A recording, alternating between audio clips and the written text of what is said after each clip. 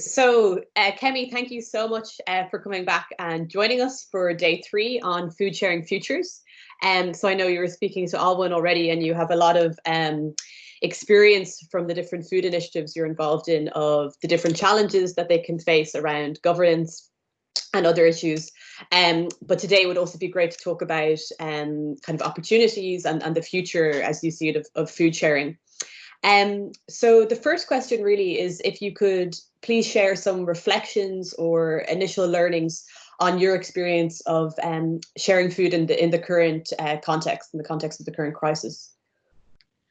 Well, I think that although that most of the projects that are very similar to mine were and have been fairly disregarded by central government, by local government as, you know, as niceties, I think what it really brought to light is how important the voluntary sector are in delivering food and in the emergency response across the whole of the UK.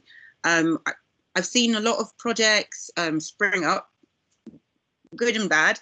I think that the mutual aid groups have been very interesting in the way that they have galvanized the will of local people who maybe thought that they had nothing to offer and nothing that they can do to actually be involved in food sharing, as well as stuff like prescription picking up, that sort of thing. So, you know, we've kind of brought a lot of the communities together. And I think also it has really shown how weak the food system is, because how can we have gone to supermarkets and found nothing on the shelves? How ridiculous is that? What that also shows is that, you know, the way that we rely on these big supermarkets is we're putting all of our thoughts and wills and spending our money in organizations that aren't suited for purpose. They should be the ones that then were able to supply lots of food. The food chain was just broke down immediately. How ridiculous is that? That's really interesting. Yeah. You were asking me about community groups, and I've want to rant about supermarkets. No, but it's very interesting from your experience as a food sharer of the food system and the food system in urban environments. That's really interesting to hear as well. And I suppose kind of following on from that and looking at, let's say, that some of the lessons or some of the things that the current crisis has shown up, and now looking to the future, what would be your hopes for the future of food sharing initiatives like the ones you're involved in? Wow, I'm glad that you asked. Because prior to COVID reaching the UK, in fact, 2.5 years ago, me and the Wandsworth Food Partnership actually put together an idea for a mobile greengrocer. So in January, we bought a double-decker bus, and over this period, and hopefully in 2 weeks' time, we're going to get the keys. It's being refit into a mobile greengrocer on the ground floor and then a cafe on the top floor. And the idea is to make, you know, good fruit and vegetables accessible, not just accessible in terms of location, but also in terms of price, because fresh fruit and vegetables are expensive. So people will make the choices to buy the cheaper and more, you know, high salt, sugar and fat food, because it's cheaper, it's frozen, it's easier to cook. And when you don't have lots of income, those are the choices that you have to make. So I think more accessible food, a better price, and making links with more local farms, which is something that we are also working on doing right now. But also keeping in mind that there is a cultural aspect to all of these foods.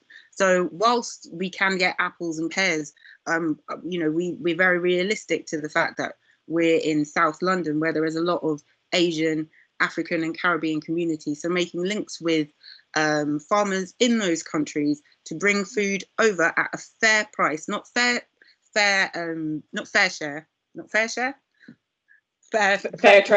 not fair trade, but like an actual fair price to keep those economies also going, because I do like a yam.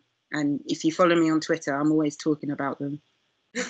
Thank you. And that's that's really interesting to hear about your greengrocers project and how it's addressing accessibility of fresh food. So one kind of final question I have, I think, which really links into that, what you've talked about in terms of these new projects, but also, being sensitive to different cultural aspects. And then the kind of broader issue of food sharing.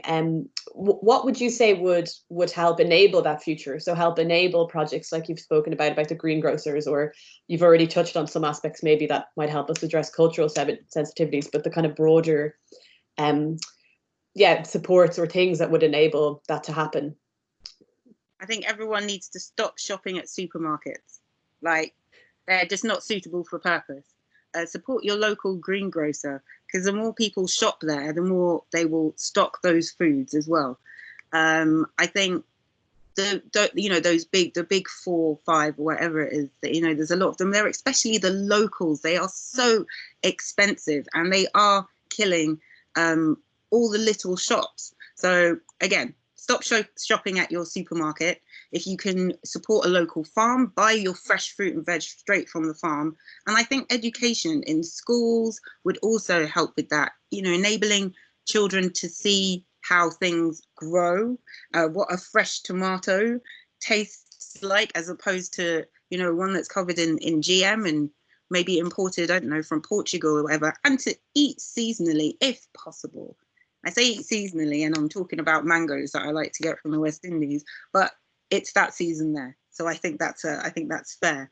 But try and eat seasonally, so that we don't have farms trying to grow and force grow strawberries in the winter. That's not when they're actually at their best. So a lot of education around food, I think, would be supportive. Great. Yeah, that's really, really, really great insights to have around education, and also maybe a more, I guess, diverse food system where we also see the smaller stores being supported, and then the importance of that, I guess, in urban environments as well. So thank you so much. That was really, really helpful for sharing all your insights. It was great to talk to you. Thanks so much, Kemi.